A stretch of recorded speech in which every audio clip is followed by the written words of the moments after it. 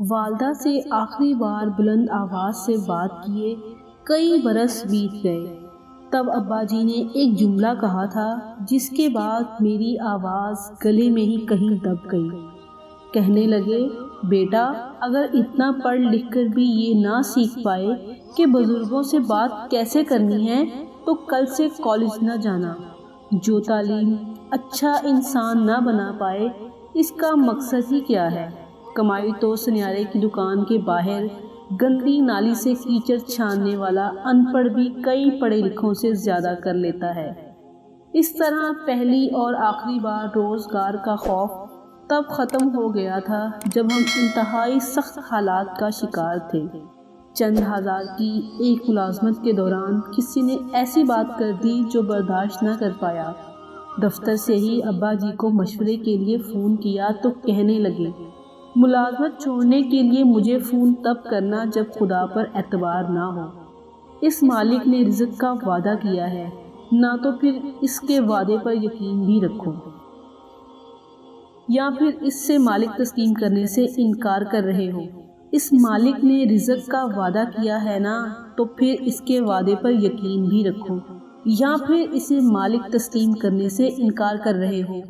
یہاں ملازمت کے لیے دل نہیں مانتا تو ایک لمحے کی بھی تاخیر نہ کرنا۔ میں نے فون بند کر دیا اور اسی وقت استعفیٰ لکھ دیا۔ 4 دن میں بے روزگار رہا۔ ان 4 دنوں میں جتنا فکر مند رہا ابا جی اتنے ہی مطمئن نظر آئے، اور 5ویں دن مجھے ایک ایسے ادارے سے فون کال آ گئی جہاں میں نے 1 سال قبل ایک دوست کے کہنے پر مذاق میں CV بھیجی تھی، اور مجھے اب یاد تک نہ تھا۔ تنخواہ پیکج پہلی ملازمت سے 3 گنا تھا۔ اس کے بعد سے یہی ہوتا آیا۔ جب بھی خدا کے بھروسے پر کسی ملازمت سے استعفیٰ دیا، اللہ نے پہلے سے بڑھ کر نواز دیا۔ رب کی مہربانیوں کی طویل داستانیں ہیں جن کا عینی شاہد ہوں۔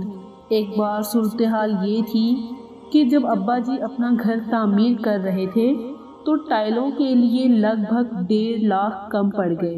ہم سب قدرے پریشان تھے تو ایک دن ابا جی کہنے لگے، بیٹا میں ساری عمر حرام سے بچا ہوں اور تم سب کو بچایا ہے۔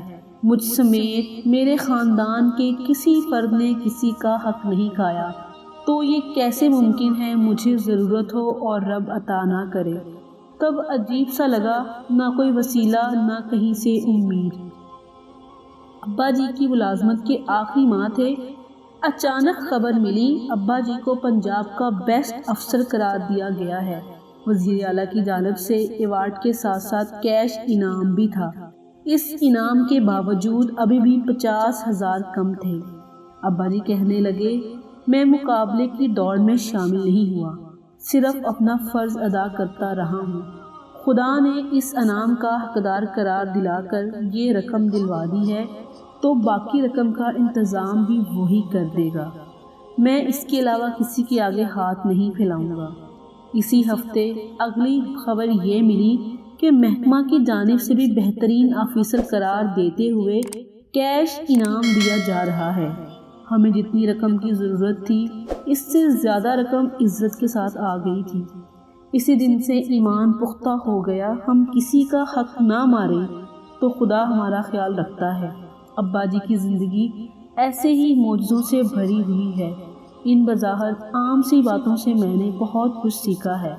سو اب ڈر نہیں لگتا، نہ کسی سے ہارنے کا اور نہ ہی رزق کی کمی کا۔ میں گھر میں سب سے زیادہ نکما ہوں۔ جب سب تہجد کے لیے اٹھتے ہیں تب سوتا ہوں، لیکن رب مجھے بھی میری سوچ سے زیادہ نواز دیتا ہے۔